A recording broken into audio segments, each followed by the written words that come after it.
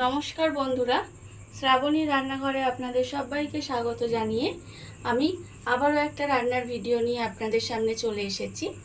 আজকের আমি আপনাদের করে দেখাবো বেগুন ফ্রাই। বেগুন তো আপনারা অনেক রকমভাবেই রান্না করে খেয়েছেন, একবার এইভাবে বাড়িতে বানিয়ে দেখুন, আশা করি আপনাদের ভালো লাগবে। আর তার জন্য কিন্তু আপনাদের পুরো ভিডিওটা দেখতে হবে। তাহলে চলুন এই বেগুন ফ্রাই আমি কিভাবে বানাই আপনারা একবার দেখে নিন। বেগুন ফ্রাই বানানোর জন্য এখানে বেগুনগুলোকে আমি গোল গোল করে কেটে রেখে দিয়েছি। এইভাবে দেখুন, একদম গোল গোল করে বেগুনগুলো কাটা আছে। এগুলোকে আমি ভালোভাবে ধুয়ে পরিষ্কার করে নিয়েছি। এইবারে আমি বেগুনের মধ্যে দিয়ে দেব প্রথমে নুন। এখানে আমি অল্প পরিমাণে নুন দিলাম। আর আমি এর মধ্যে দিয়ে দেব একটু গোলমরিচ গুঁড়ো। নুন আর গোলমরিচ গুঁড়োটা খুব ভালোভাবে বেগুনের মধ্যে মাখিয়ে আমাকে এটাকে 10 মিনিট রেখে দিতে হবে। বেগুনের মধ্যে নুন আর গোলমরিচ গুঁড়ো মাখিয়ে এটা আমি 10 মিনিট মতো রেস্টে রেখে দিয়েছিলাম। এবারে এটা আমি সরিয়ে রেখে দিচ্ছি। এবারে আমি নিয়ে নেব একটা প্লেট। তার মধ্যে আমি দেব এখানে ময়দা, শুকনো ময়দা। আমি এখানে 2 চামচ মতো শুকনো ময়দা নিলাম। এবারে আমি এর মধ্যে নেব অল্প একটু লঙ্কার গুঁড়ো, আর আমি দেব এর মধ্যে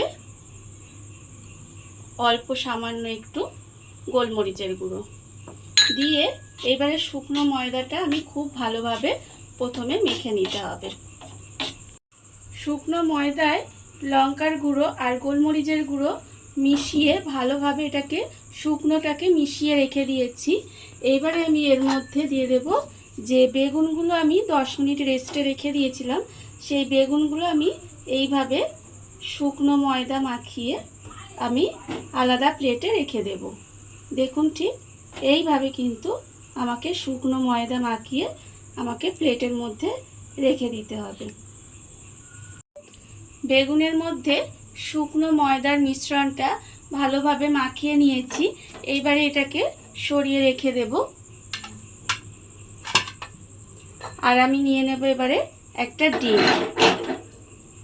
ডিমটাকে আমি প্রথমে ফাটিয়ে নেব।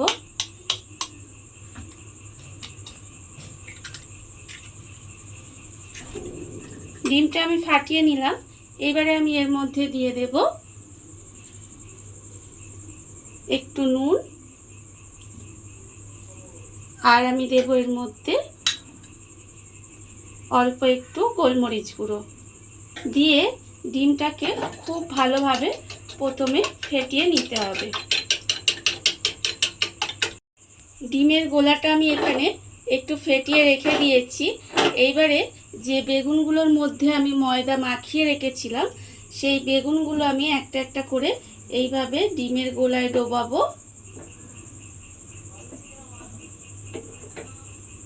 ডুবিয়ে এবার কিন্তু আমায় এর মধ্যে বিস্কিটের গুঁড়ো মাখিয়ে নিতে হবে, ঠিক এইভাবে।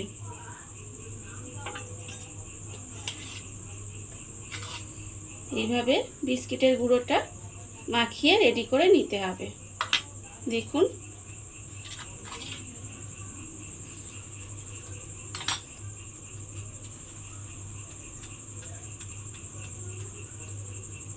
এইভাবে আবারও আমি একবার ডিমের গোলার মধ্যে দেব, দিয়ে আবারও এর মধ্যে বিস্কিটের গুঁড়ো মাখিয়ে নিতে হবে। এইভাবে কিন্তু আমাকে প্রত্যেকটা প্রথমে রেডি করে নিতে হবে। বেগুনগুলোয় বিস্কিটের গুঁড়ো মাখিয়ে আলাদা করে আমি এখানে রেখে দিয়েছি, আর অন্যদিকে গ্যাসটা অন করে কড়া বসিয়ে দিয়েছি। এবারে আমি এর মধ্যে দিয়ে দেব সাদা তেল। এগুলো ভাজার জন্য আমি এখানে বেশ অনেকটা পরিমাণে সাদা তেল দিলাম। এবারে আমি তেলটাকে একটু গরম হতে দেব। তেলটা আমার এখানে গরম হয়ে গেছে। এইবারে এই তেলের মধ্যে কিন্তু আমি যে বেগুনগুলো এখানে আমি রেডি করে রেখে দিয়েছিলাম সেই বেগুনগুলো আমি এর মধ্যে দেব। দিয়ে এবারে কিন্তু আমাকে লাল করে ভেজে নিতে হবে। এইভাবে বেগুনগুলো আমি এর মধ্যে দিয়ে দিলাম। আর এই সময় কিন্তু গ্যাসটা লোতে রেখে দিতে হবে।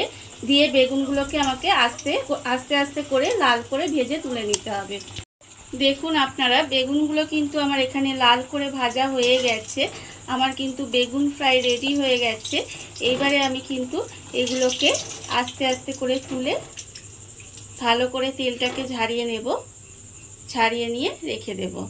আর এইভাবে কিন্তু প্রত্যেকটা বেগুন আমাকে ভেজে নিতে হবে।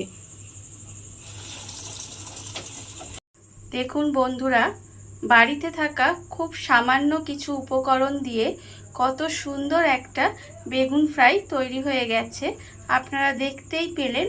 আর এই ভিডিওটা যদি আপনাদের ভালো লেগে থাকে তাহলে লাইক করবেন, কমেন্ট করবেন আর সাবস্ক্রাইব করবেন আমার চ্যানেলকে। আজ এই পর্যন্ত, নমস্কার।